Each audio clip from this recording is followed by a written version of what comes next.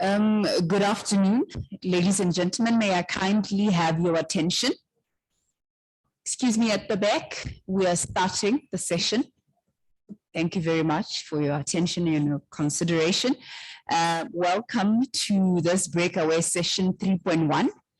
My name is Lorato Mudongo, and I'm going to be the moderator today.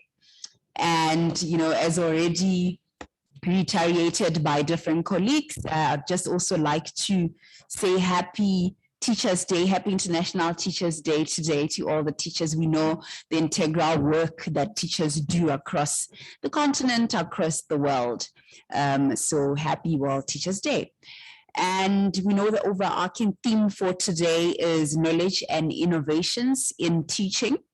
But for this specific breakaway session, the theme is teaching practice and policy. That's what we're going to be interrogating. I have a panel of 4 experts from different areas who'll be interrogating the issue of teaching practice and policy. And I will introduce them just shortly. One of them is joining us online. One of them is not here yet, and apologies for that. Would like to believe they will join us while we are already in the session. So firstly, I'd like to introduce Anika Rigol, who will be presenting on co-creating and co-implementing education research. Lessons learned from the data must speak positive deviance research in sub-Saharan Africa. And up next, joining us virtually, we have Dr. Bastin Chadoli, I hope I'm pronouncing it well, who will be speaking to us or presenting to us on pedagogical alignment, a lever for revitalizing teaching and learning for academic success in Madagascar. And thirdly, Sikutegemia Kikomelo, who's not yet here. Great, can you kindly come join us at the front, Kikomelo, who will be speaking to us about multiple choice versus short answer items in assessing students' mathematical skills in evidence from secondary schools in Tanzania. You're welcome, Kikomelo. And then lastly, we will have Dr. Semerita Kavira Kamundu, who will be presenting on perception of the learning climate by learners in the Congolese education system. Panelists, I welcome all of you, and all those who are joining us virtually, I also welcome you. So now I'm going to give the floor to Anika Rigol, who's the education specialist from UNICEF SRO region. Anika, the floor is yours.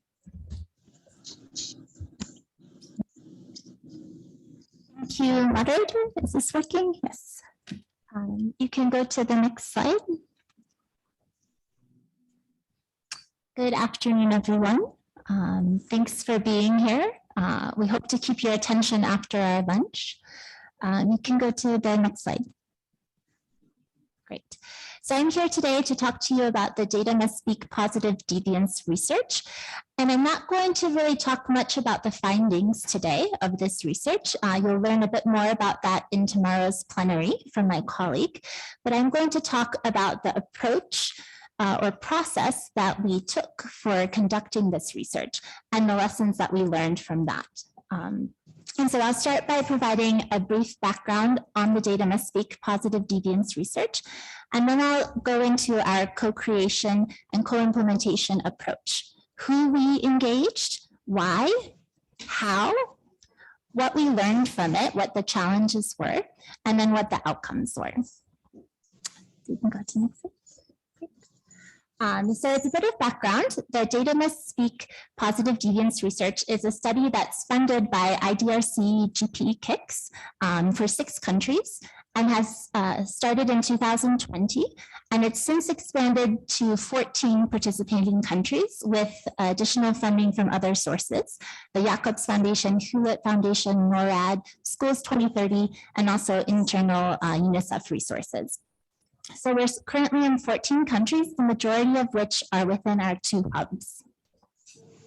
And it draws on several innovative approaches, including positive deviance, behavioral sciences, implementation research, and scaling science. And the objective of the research is really to identify and ultimately scale local solutions that are working in countries to improve learning. And we do this by looking for positive deviant schools.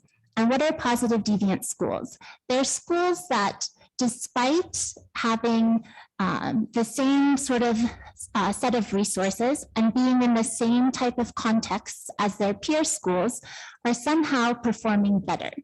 And so what we want to do is go investigate why that is. What are the behaviors and practices at those schools, from teachers, from head teachers, from the community, that are making the difference to improve learning?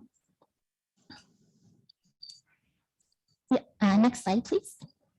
So the research globally is informed by a methodological review, but at country level follows these 5 stages that are contextualized and tailored to the country. So I'll quickly run through those. The first stage leverages existing administrative, education, and examinations data, merging EMIS with examinations or learning assessment, analyzing that to understand what are the factors, resource and context factors that affect school performance within the country that we're studying. And these findings already can then sort of feed into policy moments. The second stage uses the same data set to then identify the positive deviant schools, those schools that are performing better than similar schools. In the third stage, we then go and conduct quantitative and/or qualitative data collection to understand what's happening at these schools that's making the difference. Stage 4 then investigates how could we potentially scale those practices and behaviors to other schools within the existing education system, and what incentives might work, etc. And then stage 5 is really focused on country level knowledge use and mobilizing sort of to use these learnings from the research. So co-creation and co-implementation is the approach that we want to talk about today. And who do we engage from the very outset of this research? And you can see sort of a diagram of several stakeholders. The first is, of course, representatives from the ministries of education, typically from the several different directorates: planning, teacher education services, standards, etc. On World Teacher Day, we also really want to highlight the teachers and school leaders that we engage in this research. We had a video here of a teacher, but I don't think it's working. But here she's talking about what a positive deviant school in Togo means for her. We also engage communities and parents, development partners and civil society organizations, and local and international academics in this research. So why do we co-create? Well, number one, when you co-create research, real true co-creation, people care, they're invested. They've helped design the research, it's relevant to them. So they're bought into it. And that's really important, not just for the success of the research, but also then to improve uptake and sustainability of the research findings. It also helps ensure that the research is contextualized to the country context, that it's fit for purpose, that it's going to be, the results and findings will be useful to policymakers, to head teachers, to communities. Co-creation also allows us to really link research to policy and ensure that our research is answering questions that the government has, it's speaking to national education priorities. And finally, it allows us to value the country level capacities and the expertise that exists within our ministries, within our schools, and to sort of find these grassroots solutions from teachers, head teachers, and communities. Next slide, please. So how do we go about co-creating and co-implementing the DMS research? Many different ways, and I'll go through a few of them. First, sort of globally, we formed an advisory council, and this consists of internal and external partners, experts within different methodological approaches to research, and they really advise and give guidance and make sure that we're using the most up-to-date methodologies. This isn't innovative research using some innovative approaches. So sometimes we feel like we're doing things for the first time. And so having that guidance and expertise and people to feed back to us and give us ideas has been really useful. At the country level, we typically have started by doing an analysis of the education ecosystem. Who are the stakeholders that it's important to involve? And that will really help this research be informative, useful, and successful. And through these conversations, developing buy-in from high-level champions at the Ministry of Education, who then can help push this research forward and make sure that it's useful. Then when it gets to actually designing and implementing the research together, we've typically established sort of a wider consultative working group, maybe about 20 people with all these diverse stakeholders from the previous slide represented, who give guidance to the research, help inform the design, monitor its execution, help us validate and interpret results. So they meet at key moments, maybe every few months, to sort of check in with us and keep us going.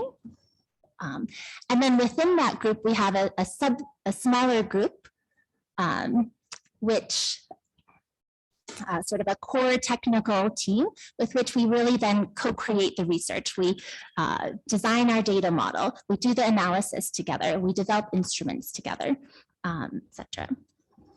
Another step of this process has been making sure that we align the research with partner countries' education sector analysis and planning processes, or the new GPE compact process. And sometimes that means that we speed up certain parts of the research, or we make sure that we have a certain analysis and report ready for a key policy moment that's really critical.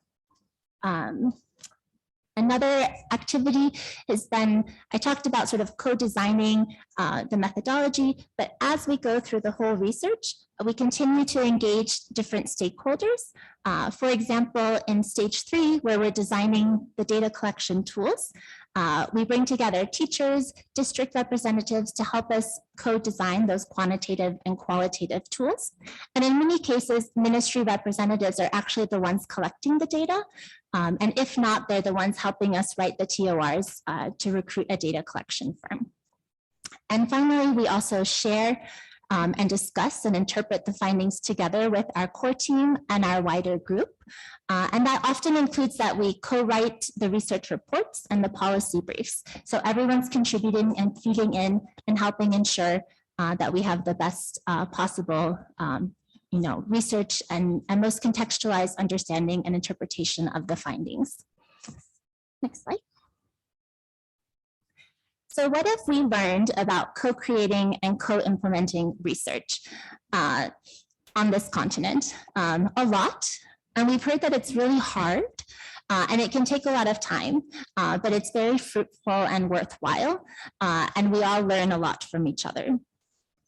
So some of the lessons include that you have to sort of recognize and adapt to a changing political economy, to changing priorities within the Ministry of Education, and also to staff turnover. We've had governments and sort of representation within ministries change, and that's had to sort of restart or re-engage or redevelop buy-in at times.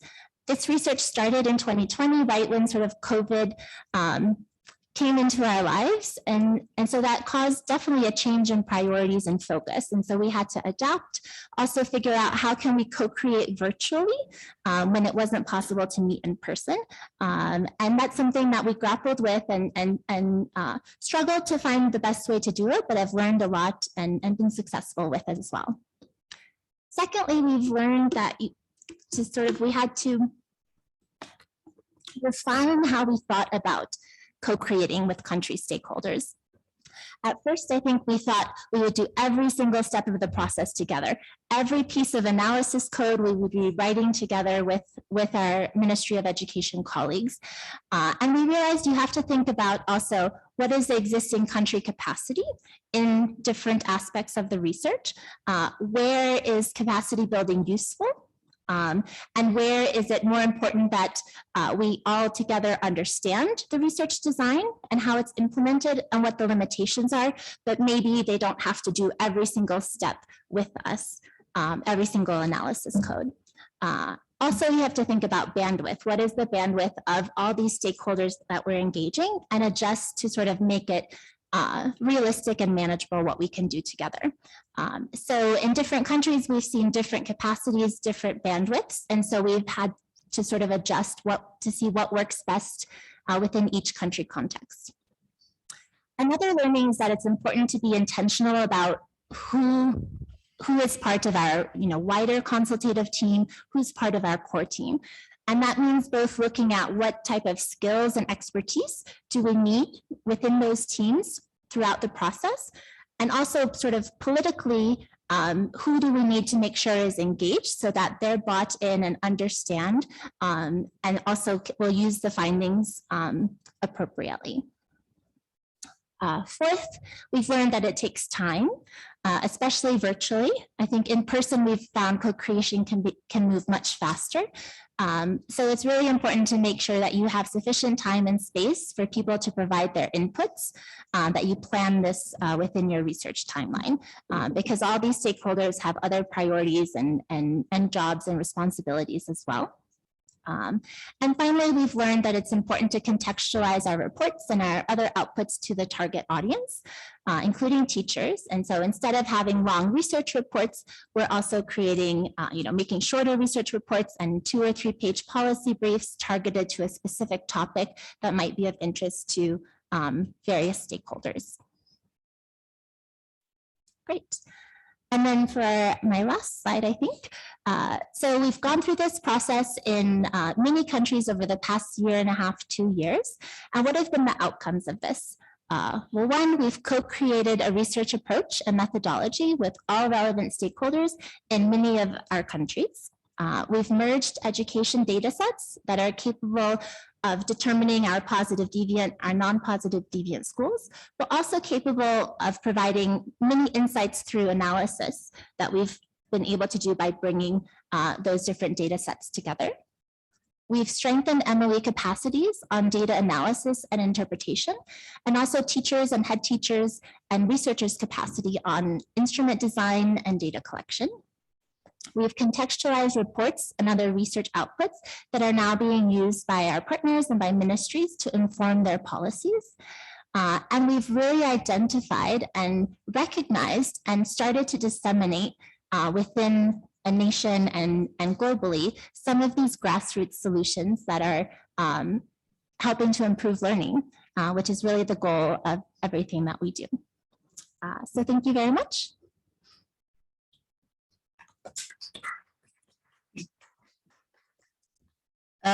Thank you very much, Anika, I think, for just taking us through how you've been working with the positive deviant schools, and just laying down the background for the methodology that you used and the ways that you were interrogating the behaviors in those schools and practices, and also, like the intention to want to replicate those in other schools to sort of like co-create the same.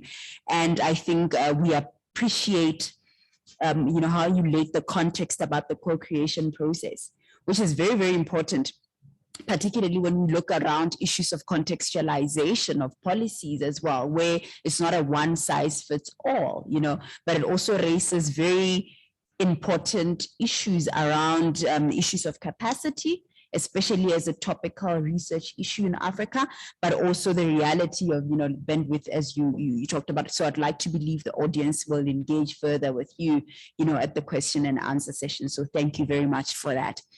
Next up, I would like to introduce who'd be joining us online, Dr. Bastoin Chaduli, who's a researcher with the Institute for Teacher Training and Research in Education. Dr. Chaduli, I hope you can hear us, and you have 15 minutes to make your presentation.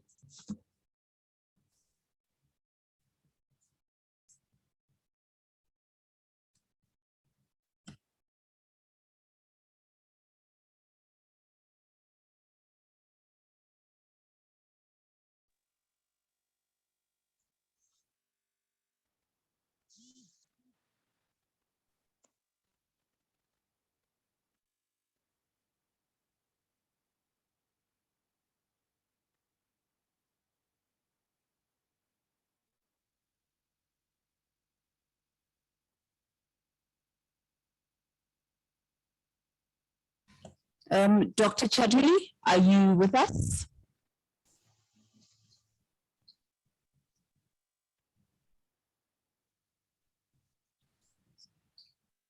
Okay, it seems we have lost Dr. Chaduli.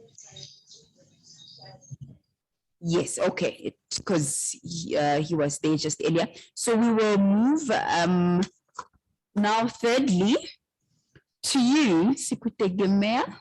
I hope I'm pronouncing it well, Kikomelo.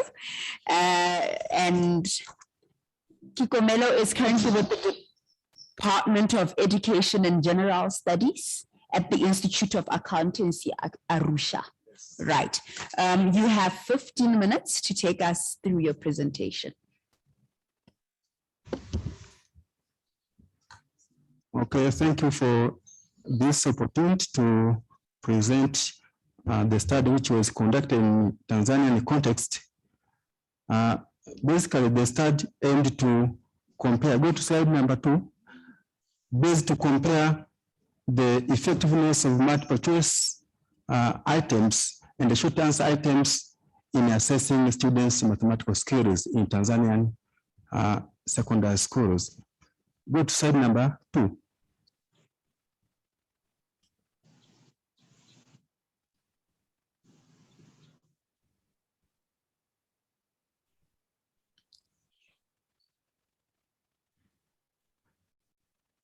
Number 3, slide number 3.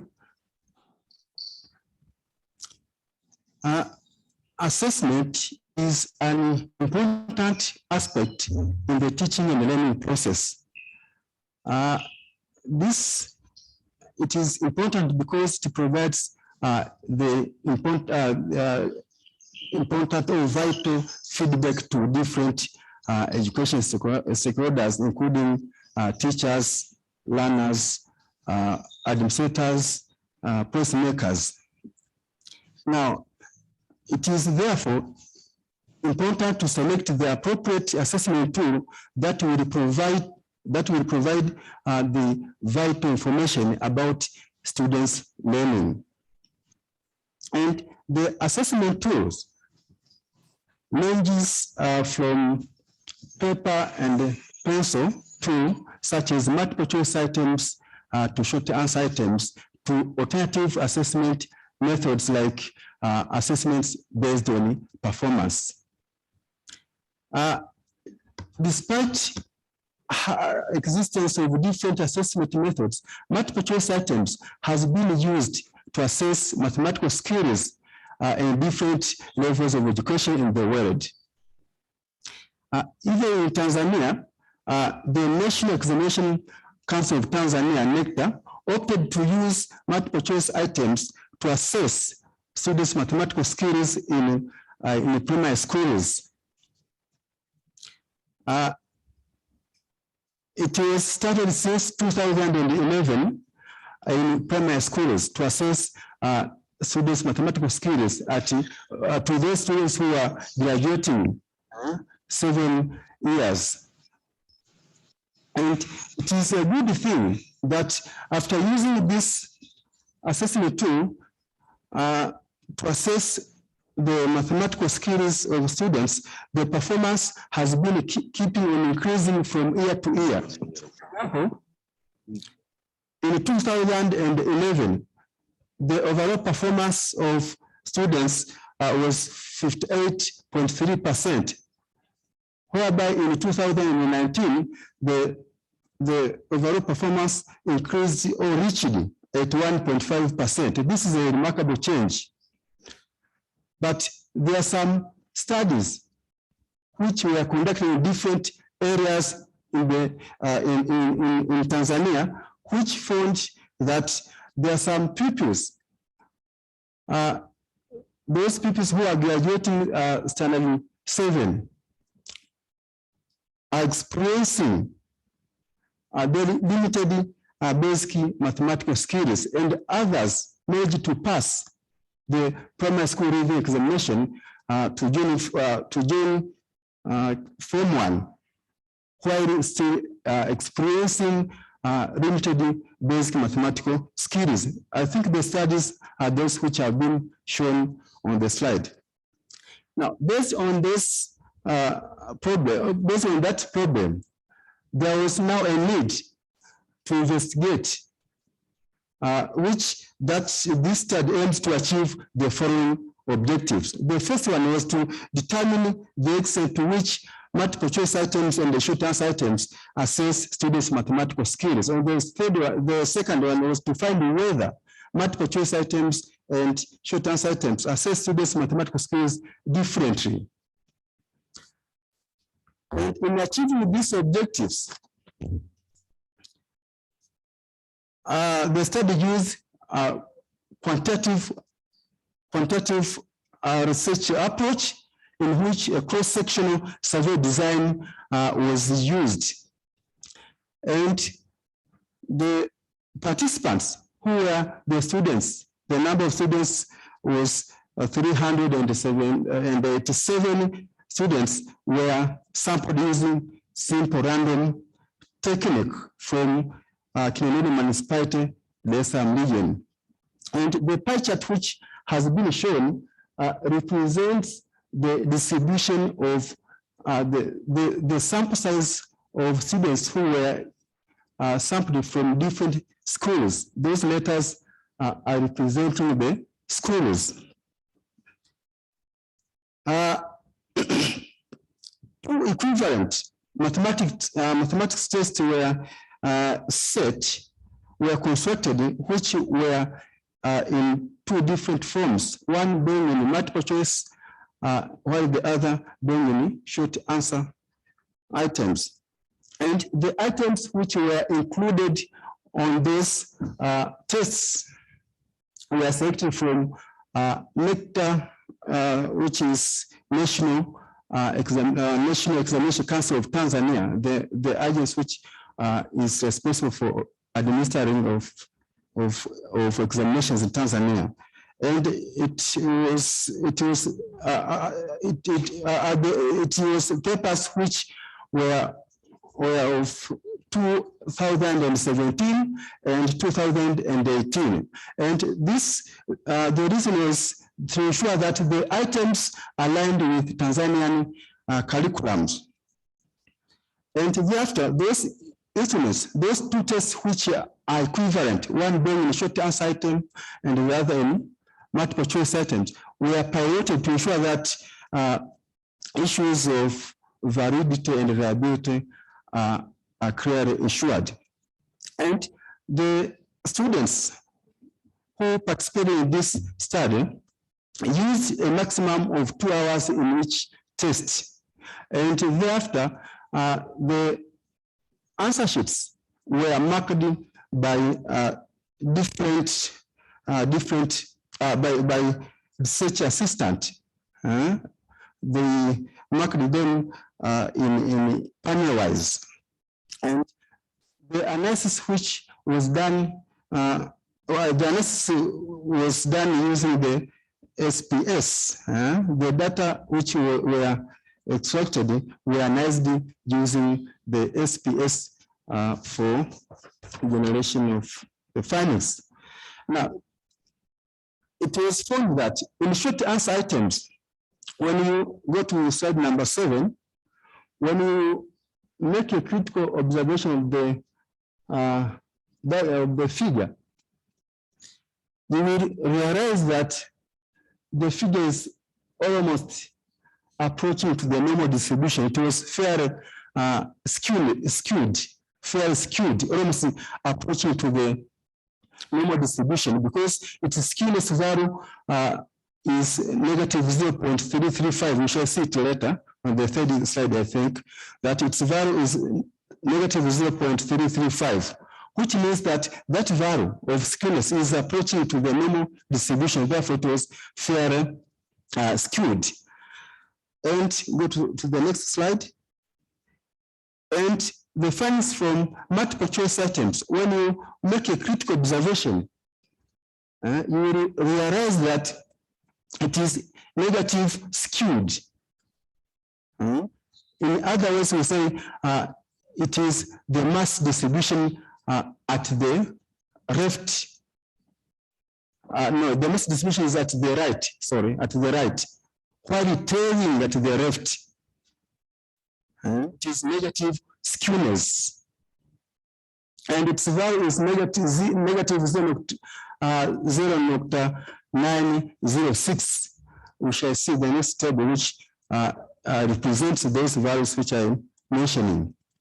Therefore, since its value of the value of skewness is negative 0.906, it means it is negative skewed. Next slide. Those are the values which I've been mentioning based on the illustration of the figures that you have seen. And the other findings, next, the other findings showed that 81.6% of the students performed with higher scores in multiple choice items compared to the scores in short answer items. And only 7.49% managed to pass equally in both multiple choice items and the short answer items. And 10.85% scored higher marks in short answer items when compared to the counterpart tests. Now, based on these findings, next, based on these findings, it can be concluded that multiple choice items tend to overestimate students' performance, as we have seen that the tests were the same, but in different formats. One being short answer items and the other in multiple choice items. But it was found that the performance was differed. Therefore, it can be concluded that multiple choice items tend to overestimate students' performance. Now, therefore, it can be also recommended that mathematics teachers should not rely on multiple choice items as a single tool to assess students' mathematical skills in different levels of education. And short answer items should be preferred to assess students' mathematical skills. And where there is a need of using of the two mixture of the two tests, short answer items should contain more questions or more items compared to the counterpart. Okay, thank you. This is the end of my presentation.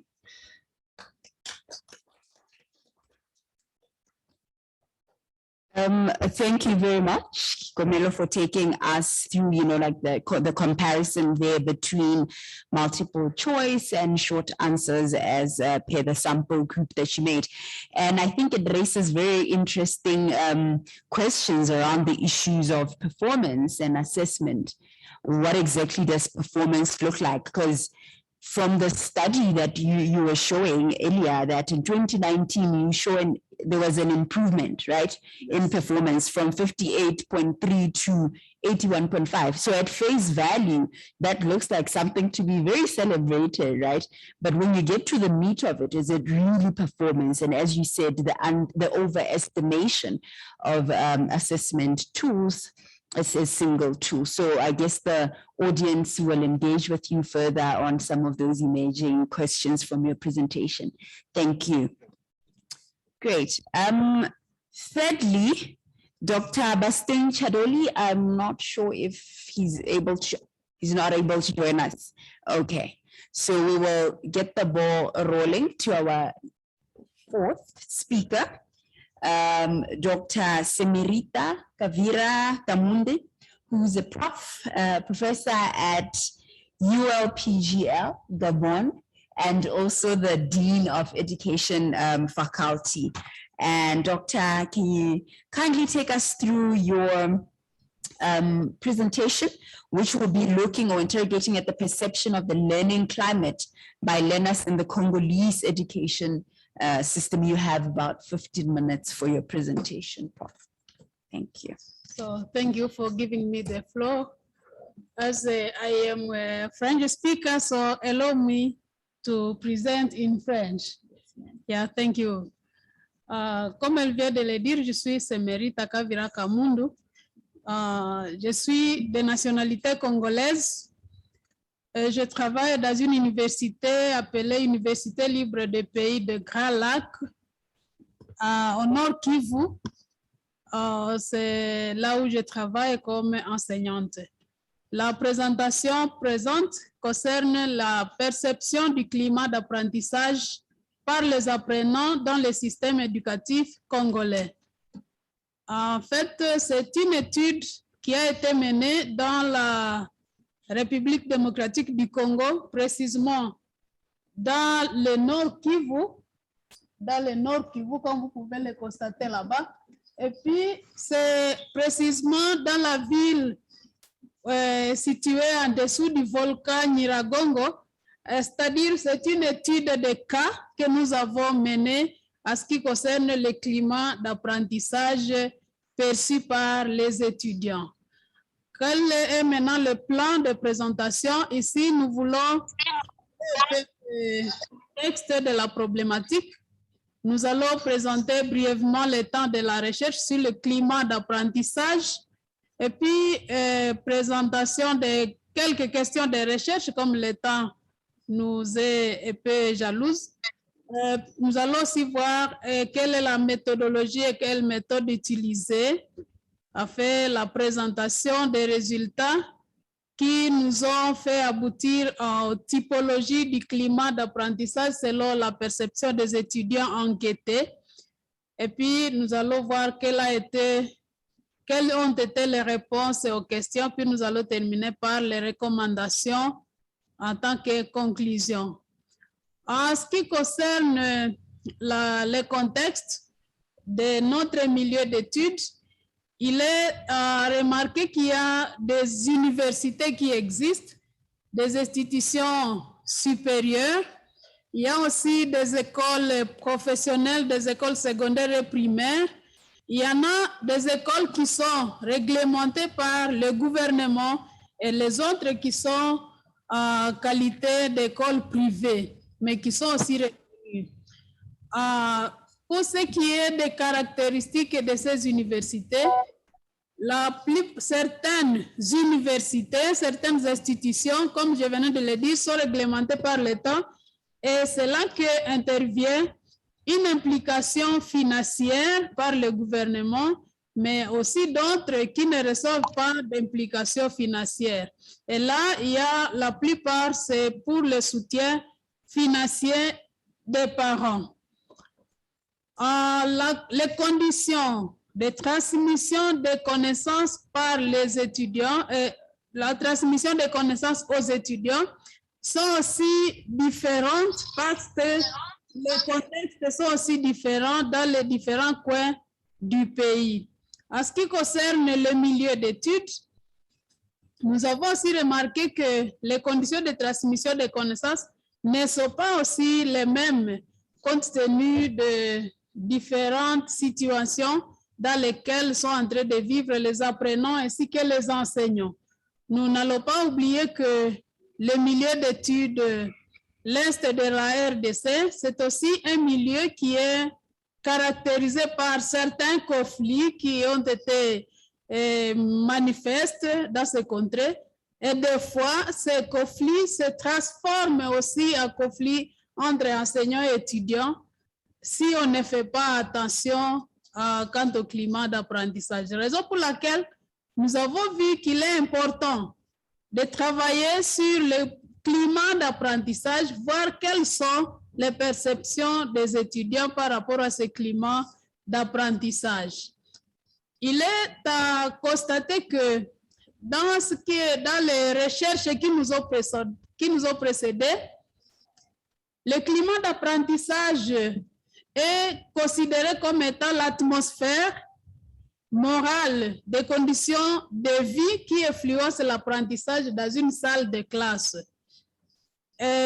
Il est aussi défini comme étant les interactions, ensemble des interactions sociales et pédagogiques entre l'enseignant et les apprenants. Alors, en voyant les études et les rapports de l'UNESCO, on a découvert que pour l'éducation de qualité, il y a des critères et des indicateurs qui sont liés au beau climat d'apprentissage. C'est-à-dire, le beau climat d'apprentissage est aussi classé parmi les critères d'une éducation de qualité. Et il est aussi accompagné des indicateurs comme le respect, l'encouragement, le sens de l'humour, l'évaluation objective du travail des apprenants, la justice, le fait de nommer les apprenants, la responsabilisation sont tant des indicateurs du beau climat d'apprentissage. Les autres études ont aussi montré que pour bien apprendre, il faut que l'apprenant soit au centre de son apprentissage. Et c'est à cette base que nous avons aussi fondé notre étude pour dire, OK, nous pouvons alors commencer par voir les perceptions de l'apprenant en tant qu'au centre de son apprentissage. Quelles sont ses perceptions par rapport au climat d'apprentissage? Nous avons fondé notre étude sur quelques questions de recherche. Quelles sont les perceptions des étudiants des universités de Goma concernant le climat d'apprentissage? Quelles sont les connaissances des étudiants sur le beau climat d'apprentissage? Et comment sont les interactions entre étudiants et enseignants sont-elles perçues par les étudiants? Pour mener cette étude, nous avons utilisé l'approche qualitative et nous avons sélectionné des institutions et des personnes à interviewer en utilisant la théorisation ancrée que les anglophones appellent Grand Theory. Alors, nous avons atteint la saturation avec 32 étudiants que nous avons interviewés et que nous avons anonymisés en utilisant l'interview semi-structurée par le guide d'entretien. Bien sûr, ces interviews ont été transcrites avec le processus de codage par l'analyse itérative, déductive, inductive, analyse des contenus soutenue par le logiciel Max QDA. Nous avons aussi réalisé le double codage donc de chaque entretien pour voir la validation qui doit être intersubjective. Alors, comme résultat, nous avons abouti aux différents critères qui nous ont permis de classer les types de climat. Nous avons d'abord considéré le critère processus d'apprentissage. Donc, le processus d'enseignement et d'apprentissage nous a permis de classer un type de climat d'apprentissage. Nous avons aussi considéré les interactions entre enseignants et étudiants, les interactions entre étudiants, les étudiants entre eux. Nous avons aussi considéré les soins des étudiants. Alors, cela étant des critères, puisque le temps ne va pas nous permettre, nous avons aussi classé des sous-critères à partir de ces critères que nous avons classés. Partant de cela, nous avons donc trouvé 4 types de climats d'apprentissage qui sont utilisés à partir des interviews que nous avons analysées. Nous avons remarqué que les étudiants, dans la manière dont ils apprennent, on a remarqué qu'il y a le climat basé sur l'apprentissage. Dans le slide qui va suivre, on va devoir démontrer comment est caractérisé ce climat. Il y a aussi le climat qui est basé sur les relations sociales. Il y a aussi le climat basé sur l'enseignant. Et enfin, nous avons détecté le climat basé sur l'usage de l'autorité. Alors, en faisant une petite illustration par rapport au premier type de climat, avant de faire la synthèse de tous les 4 types, nous avons remarqué que pour le climat basé sur l'apprentissage, en suivant les critères processus d'enseignement et d'apprentissage, si nous considérons le rôle de l'étudiant, on a remarqué que à partir de l'exemple d'une interviewée que nous avons nommée Jetta, lui a dit ceci: vous posez une question aisément, il vous répond aisément. En tout cas, vous vous sentez dans un beau climat. Alors, vous faites de l'échange. Une fois qu'il y a une question ou un blocage, vous n'avez pas peur de l'enseignant. Vous êtes libre et vous essayez de lui poser votre préoccupation. Ça, c'était le propos d'un étudiant. Alors, partant de l'analyse de cette expression, nous avons remarqué que lorsque le climat est basé sur l'apprentissage, il y a une participation active, il y a aussi une expression libre de la part de l'étudiant. Quant à l'attitude de l'enseignant comme étant aussi sous critère du processus de l'enseignement et de l'apprentissage, nous avons remarqué que l'enseignant, lorsqu'il s'agit du climat basé sur l'apprentissage, il est compréhensif et là, il est considéré comme facilitateur.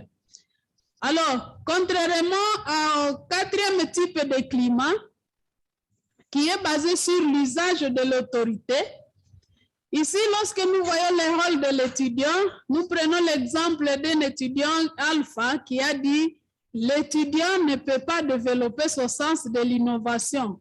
Donc, son cerveau enregistre plus, mais il ne peut pas innover. Il ne peut pas penser à répondre, à résoudre les problèmes de la société. C'est grave. L'étudiant est là seulement pour suivre ce que l'enseignant va lui dire. On a peur de l'autorité. Et là, nous constatons que l'étudiant, dans ce type de climat, l'étudiant n'a pas d'innovation, il n'est même pas créatif parce qu'il a peur de l'autorité. Et là, l'attitude de l'enseignant, c'est quoi? Il est très autoritaire, il n'écoute pas les apprenants. Alors, dans le tableau que nous avons nommé le tableau d'abduction, c'est le tableau qui résume les 4 types. Faute de temps, nous n'allons pas présenter les exemples pour tous les types. Ici, nous considérons que pour le climat basé sur l'apprentissage, il y a la participation active et l'autonomie. Quant à ce qui concerne les interactions, il y a le respect mutuel parce que tous, et l'enseignant et les étudiants, tous visent le contenu.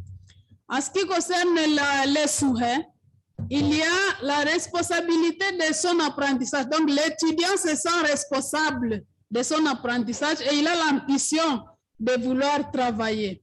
Quant au climat basé sur les relations sociales, il y a l'usage de l'humour de la part de l'enseignant. Il y a aussi création des amitiés, même entre étudiants et aussi entre enseignants, mais qui ne va pas aller dans le mauvais sens. Il y a aussi dans les interactions la coopération et le respect mutuel. Pour ce qui est des souhaits, les étudiants souhaitent être encouragés par les enseignants. Ils souhaitent aussi avoir des enseignants qui sont qualifiés. Pour le climat basé sur l'enseignant, les étudiants sont passifs, c'est l'enseignant qui est maintenant au centre. Et là, pour ce qui est des interactions, c'est comme s'il y a monologie par les enseignants. Et les étudiants, pour ce qui est de ce climat, ils souhaitent avoir des enseignements qui sont, des théories qui sont accompagnées de pratiques, mais aussi ils ont besoin d'avoir le feedback entre enseignants et étudiants. Maintenant, pour le climat basé sur l'usage de l'autorité, pour le processus d'enseignement et d'apprentissage, c'est sous la hiérarchie et les intimidations. C'est là où on peut remarquer des enseignants qui sont capables d'injurier les étudiants. Et là, et pour les interactions, certains enseignants ne prévoient que la culture des diplômes. Moi, je suis licencié, moi, je suis de tel domaine. Et là, l'étudiant n'a plus à dire parce qu'il a peur. Il est en face de quelqu'un qui est d'une haute autorité. Et voilà, les étudiants souhaitent un changement. Ils veulent avoir une collaboration avec les enseignants. Maintenant, qu'est-ce que nous avons remarqué? Nous avons constaté que les interactions des apprenants avec les étudiants ne sont pas uniformes. Elles dépendent, elles se distinguent selon le type de climat. Si l'enseignant a instauré le climat basé sur l'apprentissage, et donc il y aura des interactions qui vont aller dans le sens positif. Nous allons aussi essayer de répondre à la deuxième question qui concerne les connaissances. On a remarqué qu'à partir des interviews des apprenants, les étudiants ont des connaissances théoriques sur le beau climat d'apprentissage.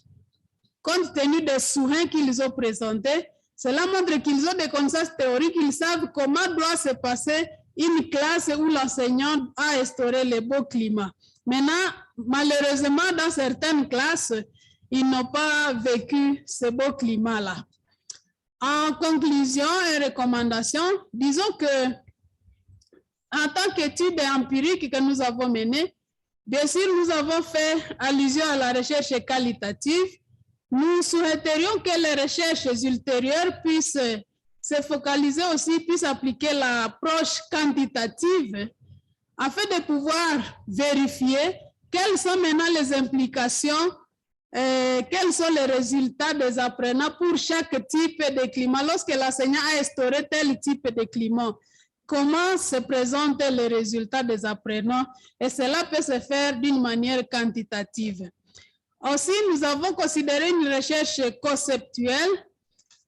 Nous souhaiterions que l'on puisse élargir l'étude au-delà de la salle de classe, parce que si nous avons vérifié le climat d'apprentissage au sein de la salle de classe, on peut maintenant élargir au-delà de la salle.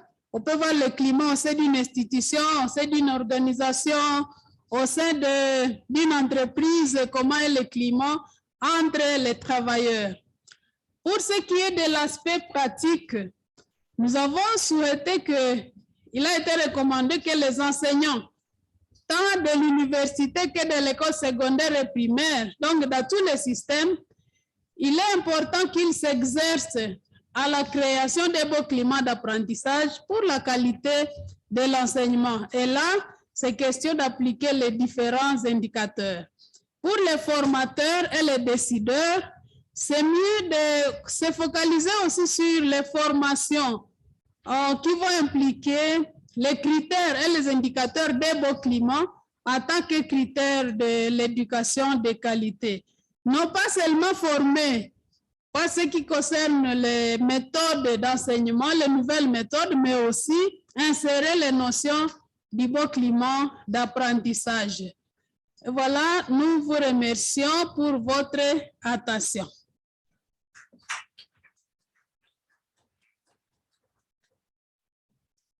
Thank you very much, Dr. Semerita, for that loaded presentation and for just taking us through the analysis of the measure criteria that the analysis of the types of learning climate and going in depth into those learning climate, and as you kept speaking about your research, I kept reflecting on what you talked about earlier, Anika, and just, the linkage between the two. You're looking at behaviors from a physical schools, and on the other,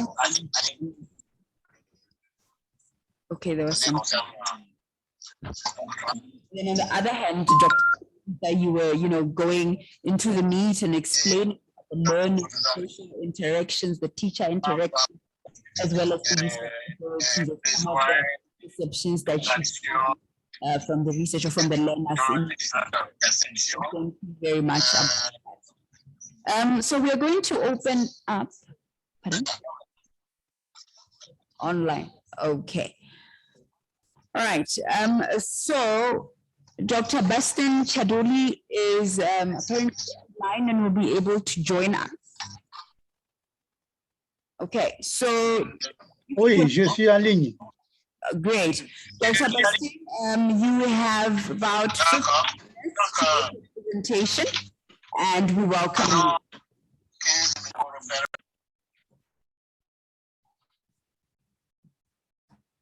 Merci beaucoup, mesdames et messieurs les panélistes, mesdames et messieurs les modérateurs, mes chers collègues chercheurs, bonjour. C'est un plaisir pour moi de me trouver devant vous en ce jour spécial où nous fêtons l'enseignant, parce que nous, en tant que chercheurs sur l'éducation, effectivement, on ne peut rien faire sans l'enseignant. Raison pour laquelle j'ai fait une recherche-action sur le principe de l'alignement pédagogique pour permettre effectivement aux enseignants du secondaire de Madagascar, en particulier de la province de Filière, à pouvoir appliquer certaines stratégies pédagogiques qui leur manquent et qui font que l'échec scolaire à ce milieu est énorme. Donc, passons au slide suivant pour voir un peu brièvement l'échec scolaire. Donc, nous avons 20% de redoublement au collège et 24% au lycée, des abandons respectifs de 15 et 27%, une réussite au BBC de 55% et au baccalauréat 60%. Effectivement, les causes de cet échec sont multiples. Nous, en tant que chercheurs, nous les connaissons. Il y a des causes extrascolaires, la pauvreté, le milieu difficile, l'éloignement de la famille ou l'éloignement de l'établissement d'enseignement. Mais il y a aussi des causes endogènes à l'échec scolaire, c'est-à-dire qui relèvent du système éducatif lui-même ou de l'école. À ce moment-là, nous avons, entre autres, le problème des enseignants qui n'ont pas eu de formation initiale ou bien une formation initiale insuffisante. Nous avons des enseignants à plusieurs statuts, c'est-à-dire qu'il y en a qui sont des fonctionnaires, des contractuels. À Madagascar, il y a un principe qu'on appelle maître fram. C'est-à-dire, c'est un enseignant qui est pris en charge par la communauté. On peut appeler ici les parents d'élèves qui leur payent en produits vivriers. Nous avons des bénévoles. Donc, ce beau monde fait qu'il est difficile de contrôler le système éducatif du pays. Donc, à cela s'ajoute l'absence d'une formation continuée.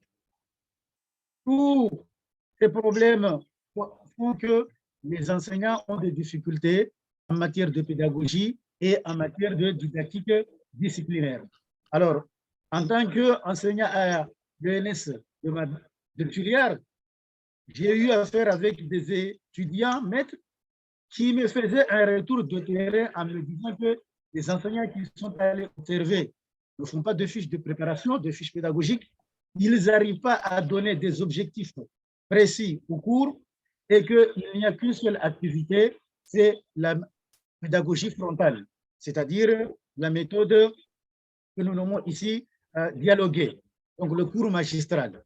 À ce moment-là, je me suis dit qu'il faudra un peu revoir ce système parce que dans ces conditions, c'est l'école malgache lui-même qui est productif d'échecs scolaires.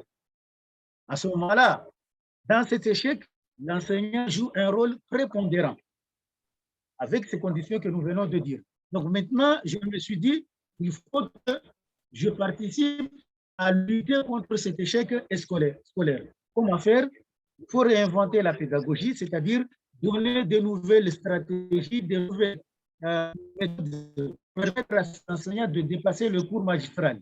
À ce moment-là, on va revitaliser les enseignements-apprentissages, on va leur donner un ce qui va nous permettre, arriver à ce point-là, de renforcer les capacités des enseignants parce qu'on ne peut rien faire sans les enseignants. Il est démontré que l'effet enseignant est le plus marquant en ce qui concerne l'échec ou en ce qui concerne la réussite.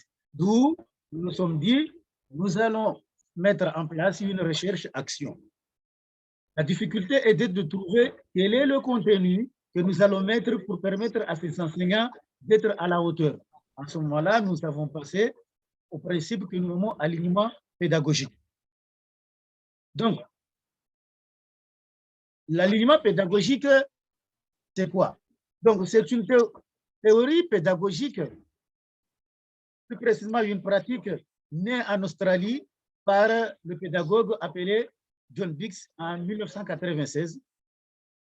C'est d'abord une pédagogie universitaire qui a comme objectif faire des apprentissages en profondeur, c'est-à-dire permettre à l'enseignant et aux apprenants d'aller plus profondément dans les études au lieu que ce soit uniquement théorique. Pour ce faire, il faut qu'il y ait une cohérence entre ce qui se passe tout au long du cours, du début à la fin. Sans cela, il n'y aura pas de réussite. Alors, il y a alignement pédagogique sur trois choses. Les objectifs d'apprentissage, les activités pédagogiques et les activités d'évaluation. On nomme alignement pédagogique à ce moment-là, lorsque les objectifs tracés sont en accord avec les activités pédagogiques mises en pratique et que l'évaluation de ces activités rend compte des objectifs. Là, nous parlons d'alignement pédagogique. Pour ce faire, un enseignant doit en amont, lorsqu'il prépare son cours, élaborer des objectifs bien précis et donner des stratégies d'animation pédagogique et les modalités de l'évaluation. D'où cette recherche-action que nous avons entreprise de troisième. Donc, 3 collèges de la province de l'Art pour vérifier. Donc, est-ce qu'on peut avancer un peu plus sur les diapos, s'il vous plaît? Donc, nous allons inventer la pédagogie au niveau scolaire en donnant une nouvelle stratégie et on va évaluer l'impact. L'impact, évaluation sur les enseignants, évaluation sur les apprentis, évaluation sur les résultats des élèves pour voir si cet alignement pédagogique peut redynamiser le système et réduire l'échec scolaire. À ce moment-là, comme nous l'avons dit, nous avons identifié 3 collèges, nous avons discuté avec les principaux de ce collège, nous avons discuté avec les enseignants participants parce que c'est une recherche collaborative. Nous avons eu à former 48 enseignants en 3 jours, dont 16 dans chaque établissement et 4 par discipline. Nous avons choisi 4 disciplines, le français, l'histoire géo, les mathématiques et la physique-chimie. Le contenu, c'est l'alignement pédagogique. Pour trouver la classe pilote, nous l'avons tiré au sort. Et de la même manière, la classe témoin, nous l'avons tiré au sort. Et mais nous avons pris une classe qui donne à peu près les mêmes critères que la classe pilote. À ce moment-là, nous sommes entretenus avec 70 élèves qui ont redoublé ou échoué au BBC, donc de la classe de 3e, à partir des entretiens. Et enfin, nous avons renforcé les enseignants pour cette formation. 4 semaines après, nous sommes revenus pour les améliorer à partir du suivi. Et malheureusement, à cause de la COVID-19, parce que la formation a eu lieu en 2020-2021, donc la COVID ne nous a pas permis de suivre tout au long de l'année les enseignants et de faire l'évaluation au niveau de la classe. Donc les résultats que nous allons présenter, ce sont les résultats du BBC des classes pilotes. Alors, on passe aux résultats, s'il vous plaît. Donc, l'enquête préliminaire auprès des enseignants a donné 12 femmes sur 48 enseignants. De ces enseignants, nous avons 33 fonctionnaires, dont 13 sans formation initiale. Nous avons 6 contractuels, 7 enseignants qui sont payés par la communauté et 2 bénévoles. On imagine un peu la difficulté de ces gens à statut multiple. Alors, nous les avons demandé quelles sont selon vous les causes de l'échec scolaire dans votre établissement. À 29,16%, ils ont dit que ce sont les difficultés infrastructurelles. À 25%, ils ont accepté qu'ils ont des difficultés pédagogiques. 28,80% ont dit qu'il leur manque une formation continue. 16,66% ont dit que la démotivation liée au salaire, c'est-à-dire les salaires sont bas, ils n'arrivent pas à subvenir à leurs besoins. Et enfin, 8,8% ont dit pauvreté des élèves. Nous les avons demandé quelles sont les solutions que vous préconisez pour lutter contre cet échec scolaire. À 56%, ils ont répondu régularisation administrative des salaires. Mais à 24%, ils ont dit formation continue, ce qui paraît un peu paradoxal. 12% d'entre eux ont dit qu'ils font des réformes infrastructurelles et matérielles. Maintenant, nous allons passer du côté des élèves. Sur les 70 élèves redoublants, nous les avons posé la question, quelles sont, selon vous, les difficultés qui ont causé votre échec?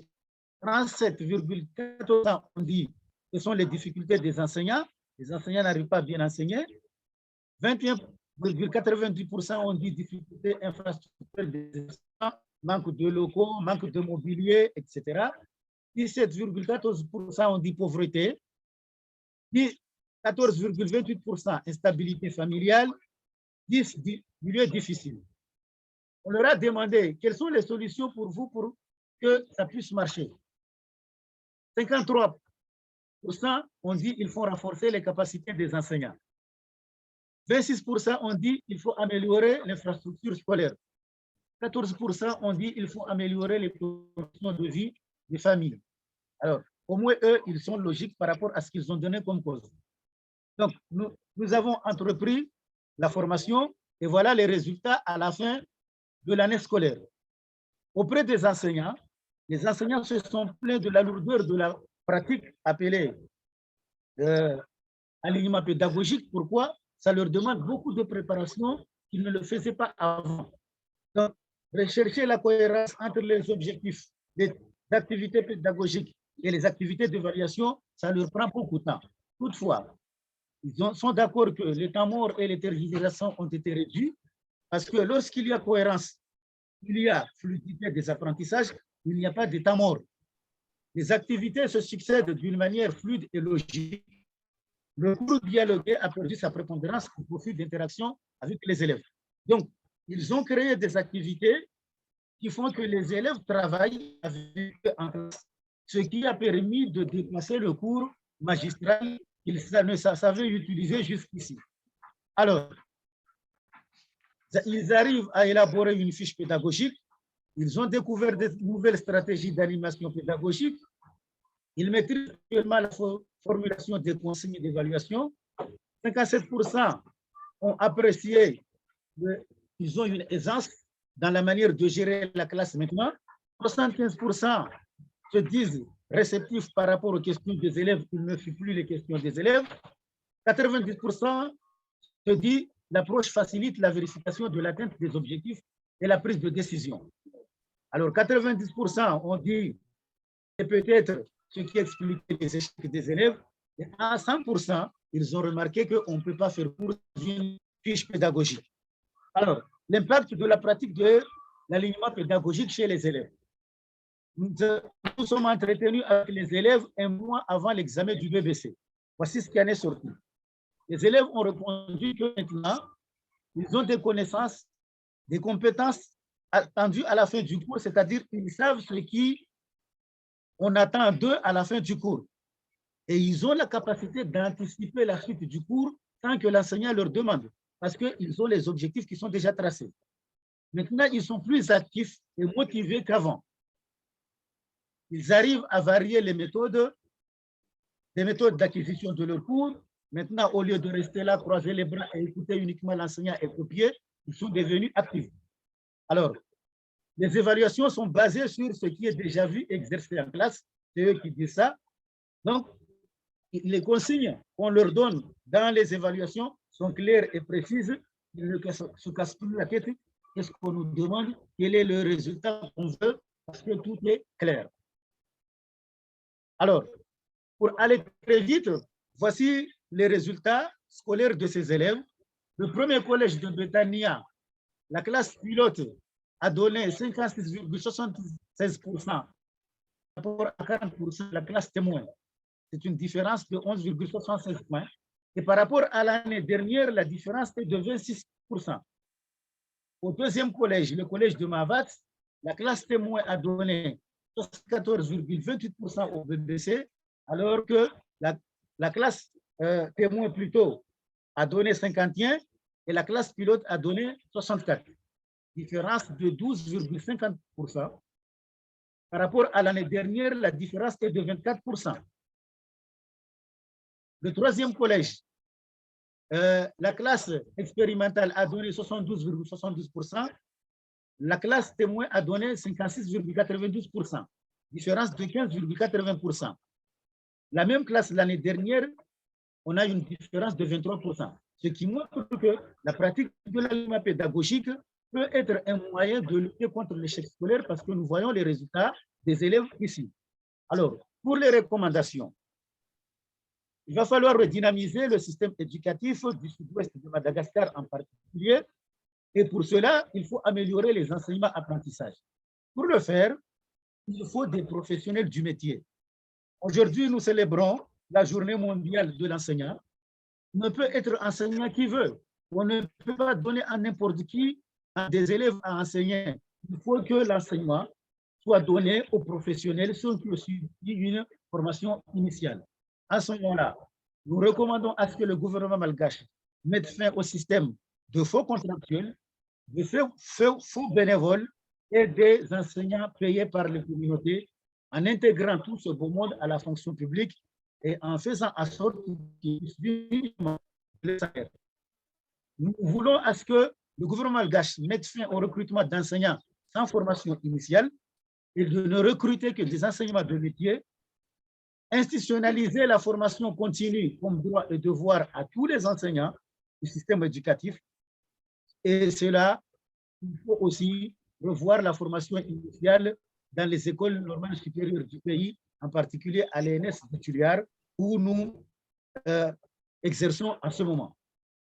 Alors, en guise de conclusion, cette étude a permis de comprendre que les enseignants ont certes des difficultés, mais ils sont perfectibles et ils sont réceptibles. Ils sont ouverts à ce qu'on leur propose, mais surtout lorsqu'on travaille en collaboration pour trouver les solutions, comme ce que nous avons fait, cette recherche-action.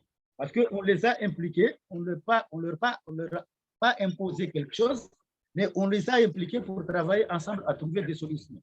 À ce moment-là, la pratique de l'alignement pédagogique s'est affirmée comme étant une approche prolifique dans l'enseignement secondaire. Certes, cette approche est née à l'université, mais quand nous l'avons pratiquée au niveau secondaire, nous avons trouvé qu'elle fonctionne très bien et qu'elle est adaptée au nouveau curricula que le gouvernement malgache est en train d'élaborer pour le secondaire. Parce que ces curricula sont élaborés au modèle de PPO et de l'APC. Et qui dit PPO et APC dit objectif d'apprentissage, méthode active, évaluation. Donc, c'est pour ça que nous avons choisi cette étape pédagogique parce qu'il va de pair avec ces nouveaux curricula. En somme, cet alignement pédagogique est un outil de redynamisation des enseignements-apprentissages en ce sens qu'il donne aux enseignants des techniques actives qui leur permettent d'inciter les élèves à travailler avec eux et à participer à l'élaboration de leur savoir au lieu de rester l'enseignant à longueur de journée. C'est une stratégie qui a remotivé tous les acteurs, à savoir les enseignants et après. Donc, enfin, c'est un outil de lutte contre l'échec scolaire. Mais attention, par là, nous ne voulons pas dire que le principe d'alignement pédagogique est la panacée pour résoudre le problème de l'échec scolaire à Madagascar, non. C'est certes une condition nécessaire, mais ce n'est pas une condition suffisante parce qu'il y a plusieurs choses à faire pour améliorer ce système.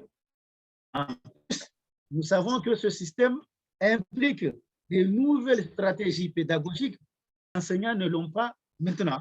Donc, il faut mettre une formation continue sur les pédagogies actives afin que ces enseignants puissent dépasser le cours magistral traditionnel. En fait de compte, nous avons compris que en travaillant en accord avec les enseignants, on peut beaucoup changer et que la formation, la recherche-action permet de pallier au manque de formation continue des enseignants et que nous avons des armes, nous, chercheurs, que nous pouvons donner aux décideurs politiques pour améliorer les choses.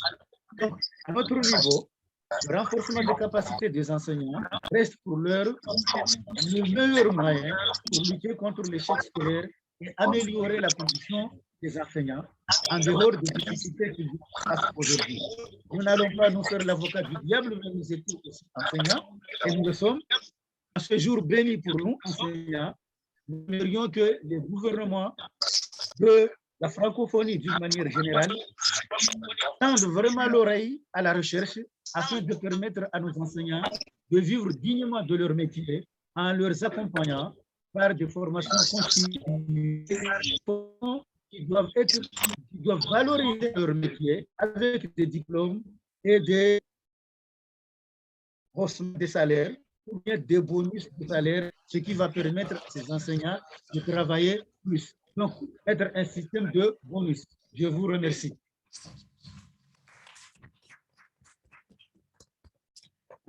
Thank you very much, Bastien. You were just about to exceed or you had just exceeded your 15 minutes. And thank you for sharing in, the multi-layered and the intersecting issues that are affecting teaching and learning and just the different multiple ways in which, teaching strategies can be revitalized for academic success. So thank you very much. We have just about 10 minutes for questions and answers from the audience before we wrap up the session, because as you know, we have time constraints. We started a little bit behind time. So I'd like to take this moment and opportunity to indulge the audience, both virtually and here physical, on any questions that you may have towards any of the panelists. I see a hand there. Thank you. Thank you for giving me the floor. Je vais parler en français parce que je suis francophone. Je vais faire une petite question brève au docteur Kikimelo, j'espère que je prononce bien, qui a fait une comparaison entre des tests administrés par QCM et par questions courtes. Il arrive à la conclusion que les résultats obtenus par test QCM sont surestimés en se basant sur une courbe normale. Est-ce qu'il ne faudrait pas questionner la qualité des QCM et regarder aussi s'il y a une correspondance entre les niveaux de difficulté, les types de questions qui ont été posées? Parce qu'on sait que les systèmes éducatifs les plus performants évalués par QCM, c'est un système éprouvé dans le monde anglo-saxon, dans les grandes universités américaines, les systèmes éducatifs très compétents évalués par QCM. Moi, je travaille à la Confémène, nous avons une évaluation standardisée à grande échelle qui s'appelle le PASEC, qui évalue à grande échelle. Et à partir de ces évaluations à grande échelle, des décisions sont prises pour l'amélioration du système éducatif. Donc, est-ce que les conclusions ne sont pas trop hâtives pour disqualifier les QCM comme moyen d'évaluation? Est-ce que ce ne sont pas les questionnaires, les résultats aux questionnaires courts de questions qui sous-estiment les compétences des élèves plutôt que les résultats des QCM qui surestiment les compétences des élèves? Voilà ma question.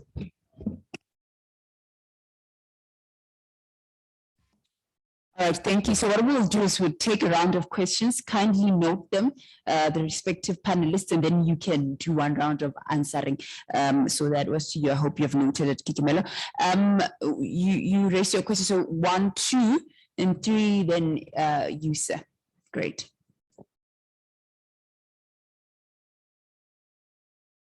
You may go ahead, sir. Merci beaucoup. C'est Maguette Saoudio, je viens du Sénégal.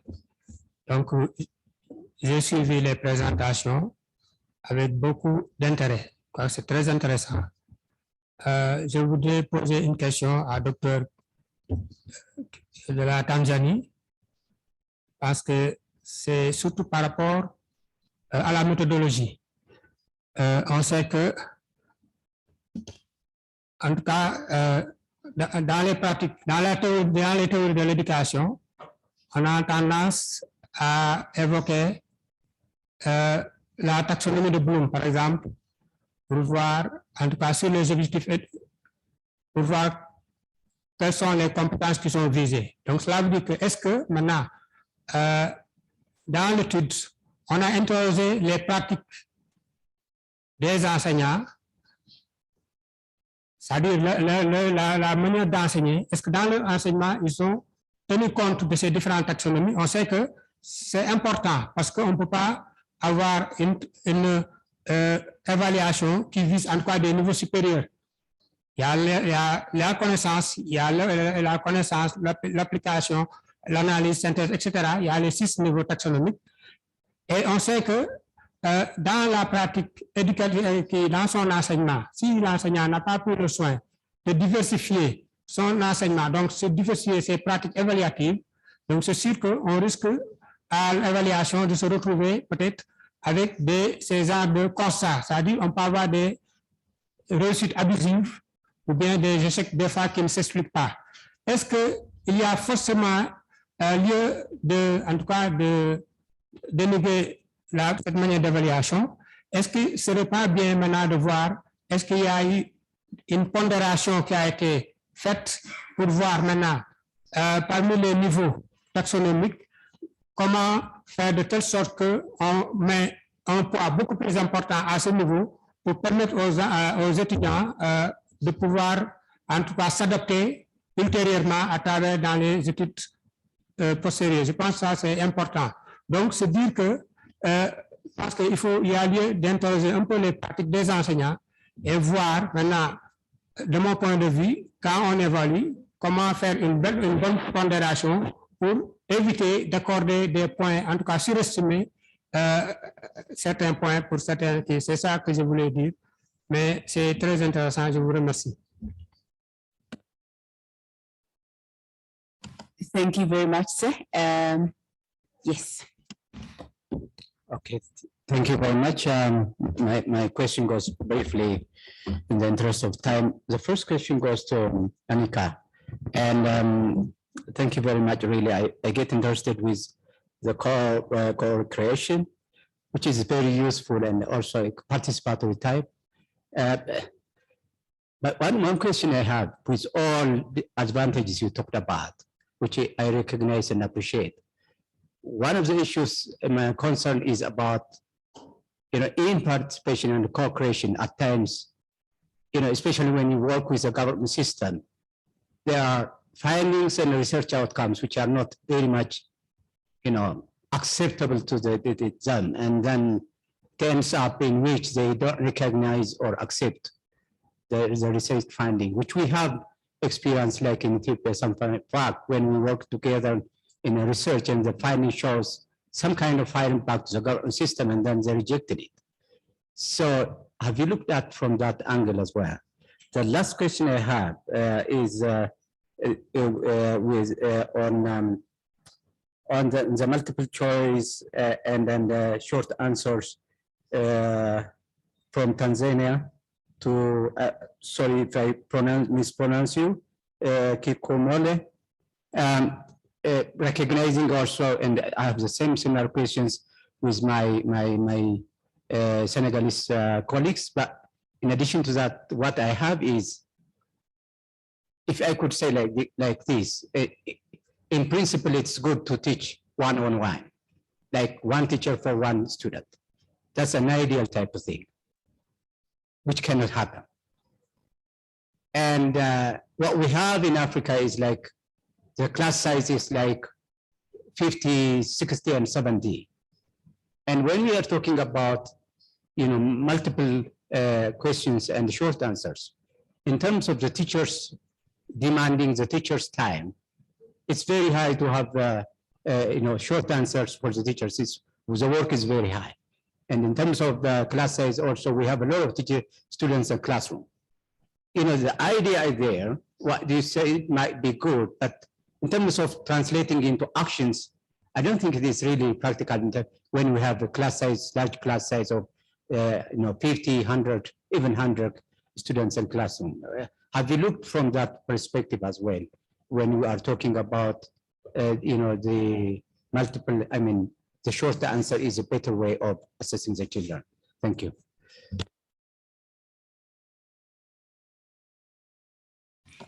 Yes, sir, you have the floor.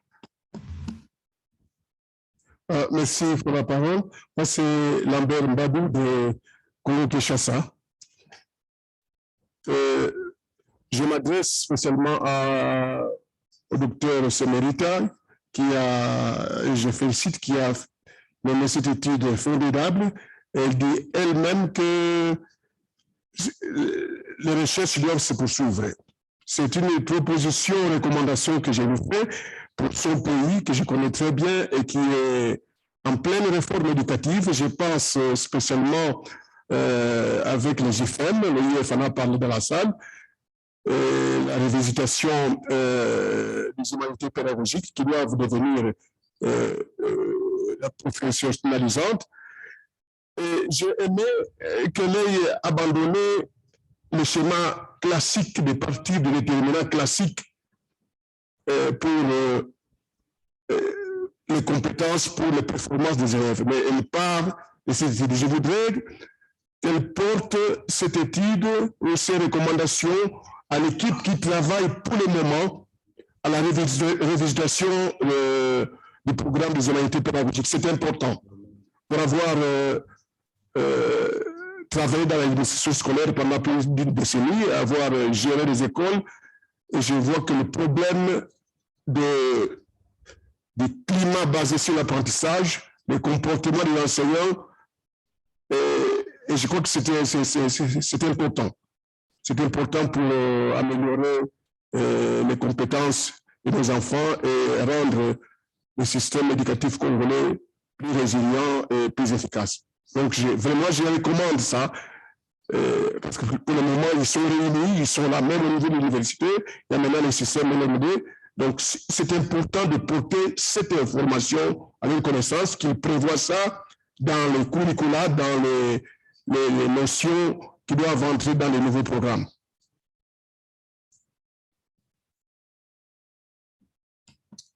All right, thank you. And so we're going to get this, we're going to answer the set of questions, and then we have about 2 questions from the virtual space. So Kikomelo, you have 3 questions addressed to you. So I'm going to give you just about 4 minutes, just really briefly, get into the crux of the answer. And then the following question will be to you, Anika, and then lastly, Dr. Semerita. Thank you. Okay, thank you for the questions that I have raised from the floor. Starting from the first person, if I'm not mistaken, yes, a key question was that it means if we don't use the multiple choice items, it means we shall be underestimating. I think that's the key question. Now, remember from the findings, I mean from the recommendation, I have said that multiple choice items tend to overestimate. I mean, in conclusion, and the recommendation based on the following that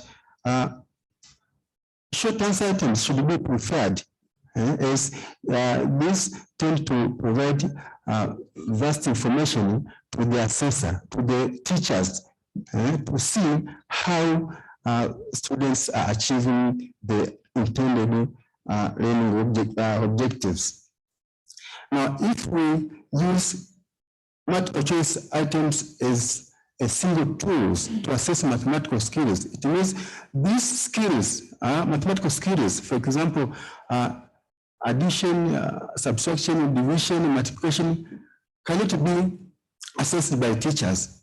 That's why in my recommendation I have said that it is better to use short answer items, but where there is a need to use multiple choice items, it should contain short answer items, more questions which are in short, which are in open, that requiring students to show the procedures. And if possible, multiple choice items should be used, but the procedures that should be shown, indicated while solving those mathematical problems. And this will help the mathematics teachers to assess. You know, in mathematics, we don't assess right or wrong. We just assess the systematic procedures, how students have achieved. That's why we don't award even marks to the end correct answer. We just award according to the procedures. That's why I'm saying that there is a need to use short answer items while assessing students' mathematical skills. As this will help teachers to understand the extent to which his or her students are capturing the required competence. Now, if you are preferring to use multiple choice items, it is good, but the procedures should also be indicated. Even there is somebody known as Cole and Wong in 2011 emphasizing that for effective assessing of students' mathematical skills, procedures are important areas which should be assessed. If we use any short multiple choice items without procedures, it means it will be difficult to assess the mathematical skills. That's the intention of mathematics, not just right or wrong. And for the second person has said that in cognitive Bloom's taxonomy that we have different levels, that there is knowledge, comprehension, application, analysis, synthesis, meaning evaluation. All these levels should be assessed. Yes, it is true, but you can construct the question that focuses on in low levels, maybe in knowledge or comprehension, but that requires the student to show the procedures. It does not mean that to use multiple choice items implies that that item, that question is on low level. No. It depends on how you structure the question. You can use, you can construct the mathematical problem which measures low level, but using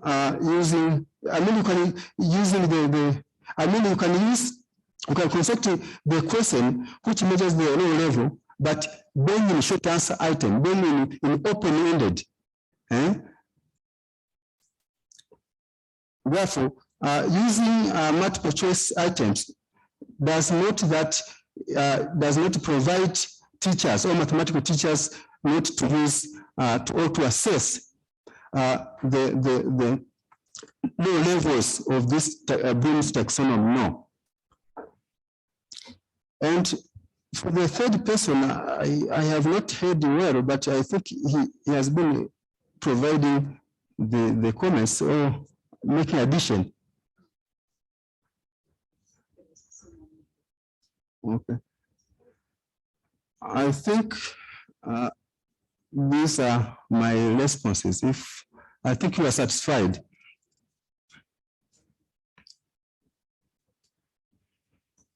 All right, thank you very much. And then Anika, can you field your question? Hello. So thank you, Tia, for your question. It's a really good one. It was about what happens when there's findings from the research that may be politically sensitive and not accepted by the government. And how do we think about that with this co-creation and co-implementation approach? I think that certainly can happen. I think that this co-creation and co-implementation approach is our best chance at minimizing the chance that that happens. Because people are invested, they followed the process, they helped make the methodology, they helped hire the data collectors or collected the data themselves. So they have sort of a level of trust in the research because of their involvement in that. I will give one example. So in the stage 1 of our research, we're looking at what factors affect school performance, what school level factors influence school performance. And one of our findings that has been a little bit, you could say, politically sensitive, is about canteens. So the presence of a canteen at a school, we found, was not statistically significantly related to school performance in a few countries. I think primarily in West and Central Africa, do we have those findings right now? And these countries are investing a lot of money in school canteens. And then our research shows, oh, it's maybe not actually affecting school performance, right? And our ministry partners have been receptive to that feedback, or at least to discussing those findings. There could be issues like data quality, like there are sometimes concerns within the EMIS data. And so there are sort of further follow-up questions. And I think our staged approach to the research, where now in the third stage, we go into the school and we ask questions about behaviors and practices, will allow us to sort of unpack that a little bit more. But at the same time, the government was involved. This is their data. And so this is sort of a finding that they're thinking about and reflecting on. So that's one example. I do think it happens, but this approach is a really great way to get government buy-in to those sensitive findings as well. Thank you. Thank you very much, Anika. And lastly, Dr. Semerita. I think for me, it is not a question, it's a recommendation. C'est que c'est une recommandation en rapport avec le système éducatif congolais que j'ai pris bien note. Je vais bien me renseigner, me focaliser à l'endroit indiqué pour pouvoir présenter les résultats de cette étude pour que ça puisse servir au pays entier. Merci.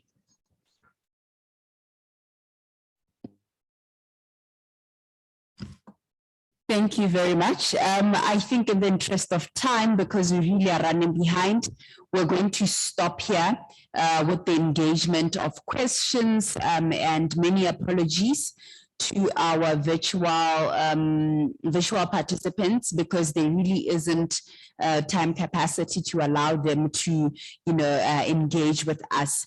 But please, I'd like to thank, many thanks to our panelists here.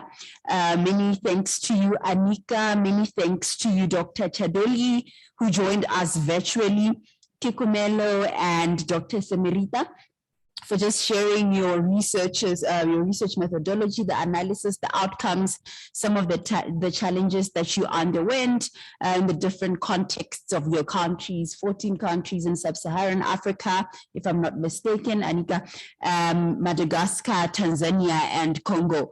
And just us here in this dialogue, interrogating praxis versus policy. I'd also like to thank you very much, our participants here physically, here also virtually, for your attention, your engagement. It's really been a pleasure moderating this session. Thank you very much.